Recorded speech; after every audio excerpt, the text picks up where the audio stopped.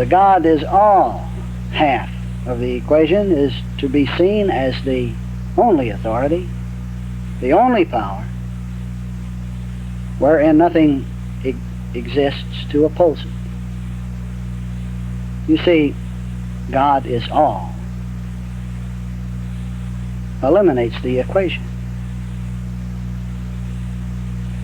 All right, now admittedly this isn't easy, but it's possible. And the opportunity to prove it, to live it, presents itself over and over, again and again, until we do live it, until we do prove it, until we stop professing it and just talking about it to do it. What do we tell people who ask about our church affiliation? Let me make an analogy. If one day you were sitting behind the counter alone and you asked yourself what time it was, what would you do? Well, you would turn around and you'd look at the big clock on the wall behind the pot-bellied stove and you'd tell yourself what time it was. Wouldn't you? Or would you hedge and tell yourself something else? Would you beat around the bush and would you rationalize? Or would you try to translate your reply about what time it was into some kind of metaphysical terminology about the non-existence of time? Or would you just simply look at the clock and tell yourself the truth pertaining to time?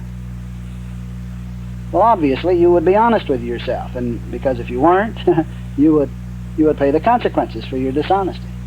If you told yourself the wrong time, you might get home late for dinner or something. All right, now, suppose in the front door came the image of yourself in the front door. You look up and lo and behold, there you see yourself walking in the front door.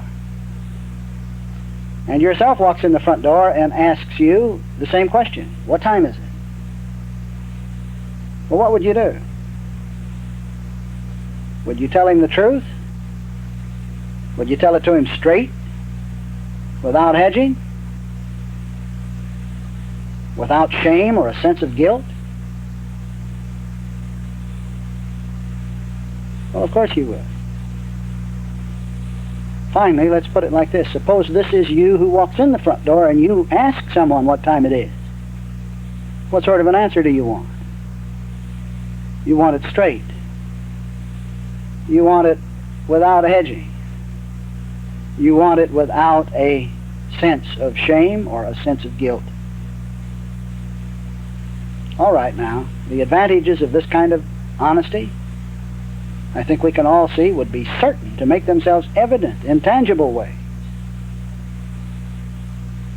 And I can assure you that those tangible ways would be far superior to any evidences that we might think we could manufacture by hedging or telling half-truths or trying to convert it into metaphysical language. Now, the fact is, we really do live alone as the single selfhood.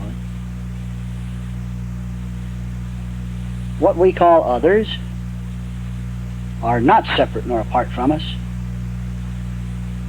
The folks we talk to or who come to talk to us are aspects of this one we are. And we can be as honest with them as we would be to ourselves. And I can tell you that we had better be if we would have that image be honest with us. Well, now at this point in our study, it is not important whether the image out there appears to be honest with us or not. It is only important that we here, as I, are absolutely honest with them, which is to be honest with ourselves. We concern ourselves with the beam in this eye, and this eye includes our words to them. You see, If the image out there appears to be dishonest, that is the image's responsibility, and it is their barn that appears to need shoveling. All right. Any wavering equanimity that we may experience at the moment by being absolutely honest can only be the apparent consequences of our dishonesty, which we end.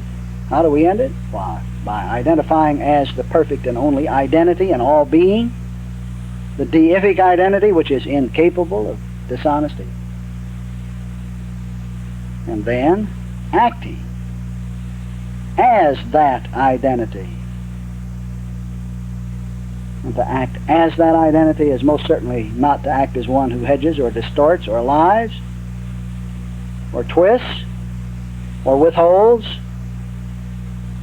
about anything at all, ever to the best of his ability. And of course that ability really is infinite. Neither does this one act as one who says God is all, while still viewing himself as some sort of an old inadvertent liar struggling to become more honest.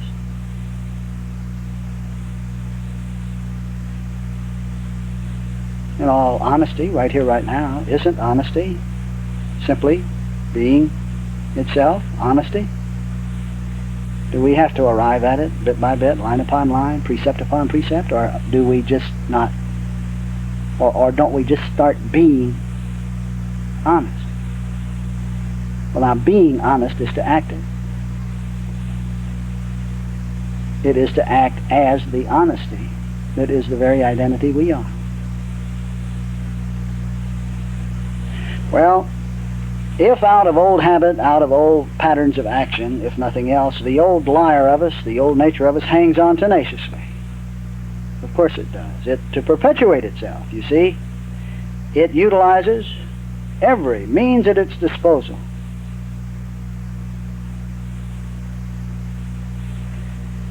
And I can tell you that one of the most insidious ways that the old nature of us would hang on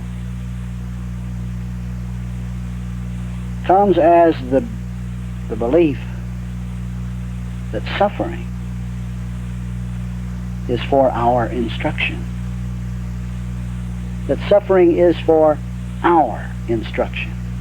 Oh, how many times I have seen this theme presented, even in the most absolute presentation, that suffering is for our instruction. Never was this so. Never, never. This is a very comforting thought, of course. It is a means whereby we can look on suffering in a new light, and that serves its purpose. And there is a time when all of us have come to see this point and believe it and be comforted by it. But to believe that suffering is really for our instruction has us doing nothing but justifying the liar's existence. A temporary palliative, maybe, but it is a palliative that glues that liar to us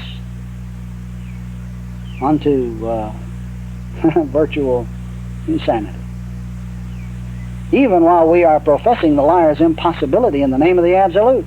You see, the liar suffers. The liar suffers. The liar, that is, appears to suffer. But only the liar suffers, and that one is not us. The liar is not us.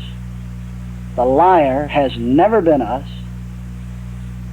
Identity has never suffered, and it never will. It is our knowledge that we are not the sufferer that allows us to put its illusions aside and see them as what they are first. And then when we can see them as what they are, then we can do with them or for them or to them as seems sensible. Subtle point, but it's significant that we get it. But let the statement actually communicate, actually touch the heart, and say what it says. And of course, because it does touch the heart and say what it says and allow one to feel the release and to be the truth that one is, the statement itself goes but barely noticed, as it should, but barely noticed. But if ever that statement is examined for its content, why? Most likely it'll be cut to pieces for its simplicity. And that's the way it works. But it's better, it seems, to quit trying to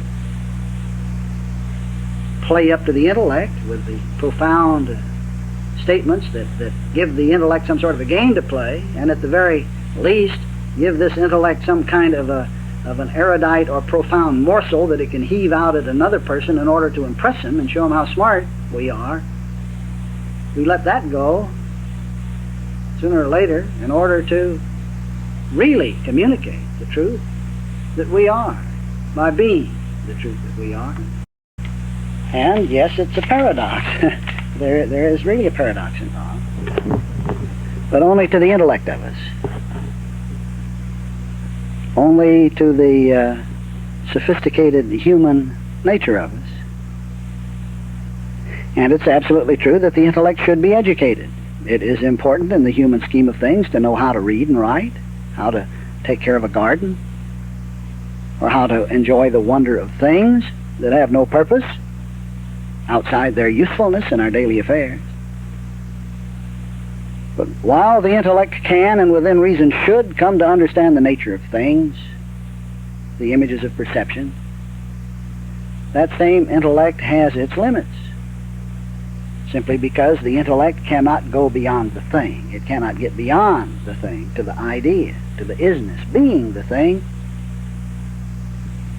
The intellect may certainly come to comprehend the minutiae, the bits and pieces, the building blocks. It may weigh and measure all of those building blocks to whatever length human thinking wants to do it or carry it. But the intellect still hangs in there a little lower than the angels.